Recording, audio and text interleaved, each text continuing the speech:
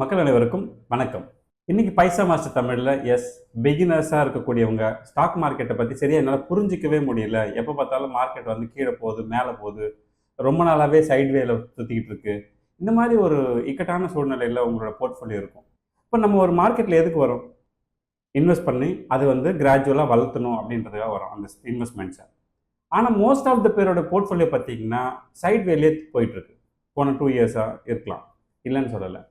இப்போ மார்க்கெட்டில் என்ன நிலவரம் நம்ம பார்த்துட்டு இருக்கோம்? ஹார்மோஸ் பிரச்சனையாக இருக்கலாம், இல்லை வேறு ஏதாவது ஃபினான்ஷியல் இஷ்யூஸாக இருக்கலாம். இந்தியாவில் இது மாதிரி நிறைய பிரச்சனைகள் வந்துட்டு போயிட்டு தான் இருக்கும். அதை தாண்டி நம்ம வந்து எப்படி மார்க்கெட்டில் என்ன பண்ணுறோம், எதிர்நீச்சல் அடிக்க போகிறோங்கிறது தான் விஷயம். மார்க்கெட்டோட அலையாக நீங்களும் என்ன பண்ணிடக்கூடாது, போயிடக்கூடாது. புரியுதுங்களா? பொதுவாக நீங்கள் ஒன்று கவனிச்சிருக்கீங்களா? எப்போவுமே எதிர் திசையை நோக்கி தான் மீன்கள் வந்து ட்ராவல் பண்ணும். ஏன்னா அது வந்து உயிரோடு இருக்குதுங்கிறத எப்போ நமக்கு தெரியும்னா அது எதிர் திசையை நோக்கி போகும்போது தான் தெரியும். அப்போ எதிர் திசையில் போகிறதுக்கான குவாலிஃபிகேஷனோட உங்கள் போர்ட்ஃபோலியோ இருக்கா அப்படிங்கிறது முக்கியமான பாயிண்ட்டு. பட் நான் சின்ன சின்ன பாயிண்ட்ஸ்லாம் எடுத்து வைக்கிறேன். நிஃப்டியை ஃபுல்லாக பிரேக் அவுட் பண்ணுவோம். ஓகே, நிஃப்டியை ஃபுல்லாக பிரேக் அவுட் பண்ணுவோம். அது எந்தெந்த ஸ்டாக்ஸ் எல்லாம் வந்து அந்த நிஃப்டியை இழுத்துக்கிட்டு இன்ஜினாக செயல்படுது, எந்தெந்த ஸ்டாக்லாம் வந்து புல் பேக் பண்ணுது, ஸோ தட் இந்த நிஃப்டியில் என்ன ப்ராப்ளம் இருக்குது, நாம நம்ம போர்ட்ஃபோலியோவில் என்ன மாதிரியான விஷயங்களை செய்யணுங்கிறத சொல்கிறதுக்காக தான் இவ்வளோ தூரம் நான் சொல்லிட்டு இருக்கேன். ரைட்? ஒரு 50 கம்பெனி நிஃப்டியில் இருக்குது. நிஃப்டி 50ன்னா ஒரு 50 கம்பெனி நம்ம வந்து அதில் பார்க்க முடியும். HDFCலேருந்து ஆரம்பித்து ICICI, Adani, Sun Pharma, doctor Reddy அப்படின்னு உங்களுக்கு ஸ்க்ரீனில் வைக்கிறேன். எல்லாத்தையும் பார்த்தீங்க. HDFC லைஃப் இன்சூரன்ஸு, அதுக்கப்புறம் நம்ம SBI life insurance, power grid corporation, Titan, இந்த மாதிரி எல்லா கம்பெனியுமே நம்ம வச்சுருக்கோம். விப்ரோ, JSW. இந்த கம்பெனி எல்லாமே ஒரு குவாலிஃபிகேஷனோட தான் இதில் லேண்ட் ஆயிருக்கு. ஆனால் இந்த கம்பெனி எல்லாம் பெர்ஃபார்ம் பண்ணும் அப்படிங்கிறதுக்காகவோ இல்லை இதெல்லாம் மோசமான கம்பெனிங்கிறதுக்காகவோ, பெர்ஃபார்மன்ஸில் சொல்கிறேன், அப்படி எடுத்துகிட்டு வரல. ஒரு குவாலிட்டி வெயிட்டேஜ்க்காக கொண்டு வந்து சேர்க்குறாங்க, அவ்வளோதானே தவிர இதில் நல்ல ஸ்டூடெண்ட்டும் இருப்பாங்க, மோசமான ஸ்டூடெண்ட்டும் இருப்பாங்க, ஆவரேஜ் ஸ்டூடெண்ட்டும் இருப்பாங்க. நான் உங்களுக்கு காட்டுறேன், நீங்கள் வேணால் பாருங்கள். மொத்த நிஃப்டியும் ஓரளவுக்கு மேல் நோக்கி இழுத்துட்டு போகிறாங்க. இப்போ கப்புள் ஆஃப் டேஸாக இழுத்துட்டு போன சில கம்பெனிஸ் யாருன்னு பார்த்தீங்கன்னா HDFC, ICICI, மாருதி, அப்புறம் State Bank of India, Shriram Finance. இதெல்லாம் இப்போ நான் சொல்ல ஒரு 4-5 டேஸ் அப்படி வச்சுப்போம். இதெல்லாம் வந்து இழுத்துட்டு வராங்க. போன ஒரு 2 வீக்ஸ் அப்படின்னு வச்சு இழுத்துட்டு வராங்க. அடுத்தது உங்களுக்கு ஸ்க்ரீனில் வைக்கிறேன் பாருங்கள். இதெல்லாம் கொஞ்சம் இன்னும் பெட்டராக எடுத்துகிட்டு வர சில இன்னும் நிறுவனங்கள் எதுன்னு பார்த்தீங்கன்னா பஜாஜ் ஃபினான்ஸு, டாக்டர் ரெட்டி, அப்புறம் சன் ஃபார்மா. இந்த கம்பெனிகள்லாம் கூட உங்களுக்கு மார்க்கெட் மேல் நோக்கி நகர்றதுக்கு உதவி செய்யக்கூடியவர்கள். மார்க்கெட் இன்னுமே வந்து வேகமான அளவு புஷ் கொடுத்து இவ்வளோ தூரம் தள்ளிக்கிட்டு வந்தது அப்படின்னு பார்த்தீங்கன்னா யாரெல்லாம் பார்த்தீங்கன்னா Adani enterprises, Apollo hospital, axis bank, அப்புறம் சிப்லா, ட்ரெண்ட். இதெல்லாம் பார்த்தீங்கன்னா லாஸ்ட் 2-3 வீக்ஸாகவே உங்களுக்கு மார்க்கெட் இந்த கீழே இருந்ததில் 23,000 பாயிண்ட்லேருந்து 24,000 பாயிண்ட் வரத்துக்கு உதவி செய்தவர்கள், மிக அதிக அளவில் உதவி செய்தவர்கள், இன்னமும் உதவி செய்ய போகிறவர்கள் அப்படிங்கிற கேட்டகரியில் இந்த 13 நிறுவனங்கள் இருக்கு. இப்போ நிறைய பேர் என்ன பண்ணுவோம், நம்ம ETF போடுறேன், நிஃப்டி 50ல் போட்டால் நிம்மதியாக இருக்கலாம் அப்படின்லாம் சொல்லுவீங்களா? நான் என்ன சொல்லுவேன், நிஃப்டி 50ல் போடுறதுங்கிறது தப்பு கிடையாது. ஆனால் அதில் எது சரியான கம்பெனி, எது தவறான கம்பெனின்னு நமக்கு தெரியாது. நிஃப்டியில் இருக்கிற எல்லா கம்பெனியும் சூப்பர் கம்பெனி யார் சொன்னது?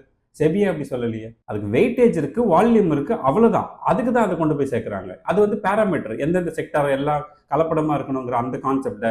ஆனால் இந்த கம்பெனிலாம் இனிமேல் வாழ்க்கையில் சூப்பராக வந்துருவாங்க அப்படிங்கிற சிம்டம்னா அப்போ நம்ம எல்லாமே அந்த கம்பெனிலே போட்டு போகலாமே. அது மாதிரி வாய்ப்பு இல்லைல்ல. அப்போ ஒரு கிளாஸில் நல்ல ஸ்டூடெண்ட்டும் இருப்பாங்க, மோசமான ஸ்டூடெண்ட் இருப்பாங்க, ஆவரேஜ் ஸ்டூடெண்ட் இருப்பாங்க. இப்போ நான் சொன்ன மாதிரி எல்லாத்தையும் கலந்தது தான் ஒரு இண்டெக்ஸ் அப்படிங்கிறது. அப்போ நாம் என்ன பண்ணணும், மோசமான ஸ்டூடெண்ட்லாம் கழட்டி விட்டுட்டு நல்ல ஸ்டூடெண்ட் எல்லாம் பொறுக்கி எடுத்து அவங்க மேலே நம்ம இன்வெஸ்ட் பண்ணும்பொழுது நம்ம லைஃப்பில் நம்மளோட இன்வெஸ்ட்மெண்ட் பெட்டராக வரும் அப்படின்னு நான் சொல்லியிருக்கேன். இப்போ உங்களுக்கு இந்த 13 கம்பெனி வந்து காட்டியிருக்க. போன 3 வாரமாக ஓரளவுக்கு வந்து நிஃப்டியை எடுத்துகிட்டு வந்து இன்ஜினாக இந்த 13 கம்பெனி செயல்பட்டாங்க. ஓகே, இப்போ எதுவுமே இல்லாமல் அப்படி நியூட்ரலாக அப்படி இருக்கக்கூடிய சில நிறுவனங்கள் உங்கள் ஸ்க்ரீனில் வைக்கிறோம். Jio Finance, Hindustan Unilever, ITC, Adani Port, அடுத்து ஏஷியன் பெயிண்ட்ஸு, இந்த மாதிரி நிறைய Asian Motors, Hero Corp, Nestle எல்லாம் நியூட்ரல். மேலேயும் எடுத்துகிட்டு போல, புல் பேக்கும் பண்ணலை. இவங்களாம் கொஞ்சம் பம்ப் பண்ணியிருந்தாங்கன்னா, ஒரு பம்ப் பண்ணியிருந்தாங்கன்னா நிச்சயமாக வந்து இன்னும் மார்க்கெட் பெட்டராக போயிருக்க சான்ஸ் இருக்குது. பட் இதெல்லாம் நியூட்ரல் ஸ்டேஜில் இருக்குது. இன்னும் இதில் ஃபண்டமெண்டல்ஸ் எல்லாம் பிரித்து எடுத்தோம்னா சுத்தம் ஒன்றுமே தேராது. ஜஸ்ட் நான் அந்த கம்பெனியோட ஃபண்டமெண்டல் இல்லாமல் அந்த மூவ்மெண்ட்டை மட்டுமே வச்சுக்கிட்டு உங்களுக்கு என்ன பண்ணுறேன், அனலைஸ் பண்ணி காட்டுறேன் இதெல்லாம் எப்படி போயிட்டு இருக்கு அப்படின்னு. ஓகே, இப்போ இழுத்துட்டு போனது அந்த 13 கம்பெனி. இது எந்த வேலையும் செய்யாமல் லோடு லக்கேஜ் இதையும் சேர்த்து யாரும் எடுத்துகிட்டு போகணும்? எக்ஸாக்ட்லி அந்த 13 கம்பெனி தான் எடுத்துகிட்டு வரணும். இன்னும் கொடுமை என்னன்னு கேட்டிங்கன்னா, இதை பிடிச்சி இழுக்கிறதுக்குன்னே ஒரு 19 கம்பெனி இருக்குது. யார் ஸ்க்ரீனில் இருக்கிற பாருங்க. முதல் ஒரு செட் ஆஃப் கம்பெனி பார்த்தீங்கன்னா அர்லி பேரிஷ் அப்படின்னா பாரத் எலக்ட்ரானிக்ஸ், கோட்டக் மஹிந்திரா, அதுக்கப்புறம் LNT, Tata Motors passenger, tech Mahindra, அப்புறம் பாரத் பெட்ரோலியம், BPCL. இதெல்லாம் பார்த்தீங்கன்னா ஓரளவுக்கு, ரொம்ப இல்லை, ஓரளவுக்கு வந்து இந்த நிஃப்டி இழுத்து பிடிச்சி வச்சுருந்தவங்க. அதுக்கு அடுத்தது கீழே கவனிச்சிங்கன்னா இவங்கெல்லாம் வந்து மார்க்கெட்டை நான் சொல்கிறதெல்லாம் வந்து கப்புள் ஆஃப் டேஸ்க்கு சொல்கிறேன். நான் என்டையர் இதுக்கு சொல்லலை. கப்புள் ஆஃப் டேஸில் மார்க்கெட்டை பிடிச்சி வச்சுருந்தவங்கன்னு பார்த்தீங்கன்னா NTPC, Bajaj, Coal India, HCL, Tata Consumers, oil and gas, ONGC, Wipro, இதெல்லாம் பார்த்தீங்கன்னா மார்க்கெட்டை இழுக்கிறாங்க. அப்போ என்ன ஆகுதுன்னா நிஃப்டி அந்த பக்கம் போகணா இந்த பக்கம் போகணான்னு கஷ்டப்பட்டுட்டு இருக்கு. ஸோ இதெல்லாம் தான் உங்களுக்கு நான் சொல்கிறது. எப்பவுமே இண்டிவிஜுவல் ஸ்டாக்ஸில் ப்ராப்பராக செலக்ட் பண்ணி இன்வெஸ்ட் பண்ணுங்க. ஜஸ்ட் லைக் தட் நானும் பண்ணுறேன், நிஃப்டி 50 போடுறேன்னு போட்டுறக்கூடாது. நிஃப்டியில் இருக்கிற எல்லா கம்பெனியும் சூப்பர் கம்பெனிஸாக நிஃப்டியில் போறீங்க, எல்லாத்துலையும் போட்டு இன்வெஸ்ட் பண்ணிட்டேன்னு தனித்தனியாக கூட ஸ்டாக் வாங்கி வைக்கிறீங்க. அதெல்லாம் எவ்வளோ பெரிய தப்பு தெரியுமா? இந்த 50 கம்பெனியுமே ஃபண்டமெண்டலி ஸ்ட்ராங்னு யார் சொன்னது? உண்மையிலேயே போய் செக் பண்ணி பார்த்தீங்கன்னா இதுலேயே பல கம்பெனி நம்ம தூக்க வேண்டியிருக்கும். நான் சொல்ல வர்றது புல்லிஷ்ல காட்டின சில கம்பெனிகளே நம்ம தூக்க வேண்டியிருக்கும்.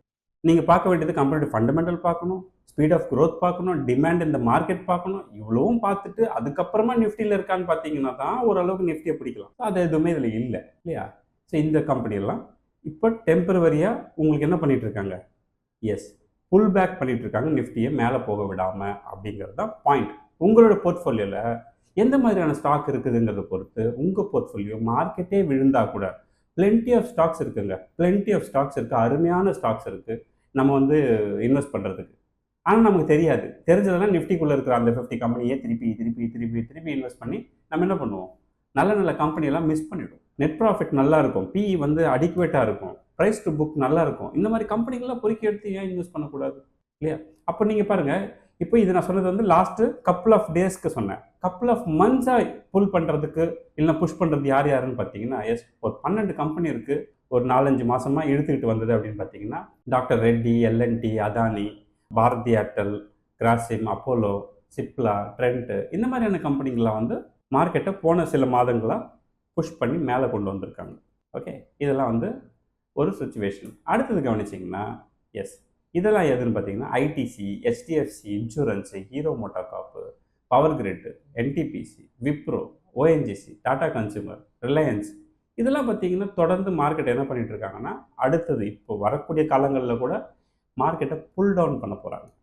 இதெல்லாம் தான் நீங்கள் ரொம்ப தேடவே தேவையில்லை. எந்த கம்பெனிலாம் அடுத்து புல் டவுன் பண்ண போகிறாங்கன்னா அது ஒரு 13 கம்பெனி இருக்குது. அப்போ ஒரு 12 கம்பெனி மேலே தூக்குது, 13 கம்பெனி கீழே அமுக்குதுன்னா ஆப்வியஸாக மார்க்கெட் ஏறுறதுக்கான சிம்டமே வராதுங்கிறத தான் உங்களுக்கு புரிய வைக்க வர. அப்போ நாம் என்ன பண்ணணும்? எந்த கம்பெனியில் நம்மளோட இன்வெஸ்ட்மெண்ட் இருக்குது, எந்த மாதிரியான சுச்சுவேஷனில் நம்ம போர்ட்ஃபோலியோ மெயின்டைன் பண்ணிட்டு இருக்கோம் சரியாக புரிஞ்சு தவறான நிறுவனங்களை எல்லாம் அழகாக வெளியே கட் பண்ணி கிடச்சிட்டிங்கன்னா உங்கள் போர்ட்ஃபோலியோ பியூட்டிஃபுல்லாக மேல் நோக்கி நகரும்.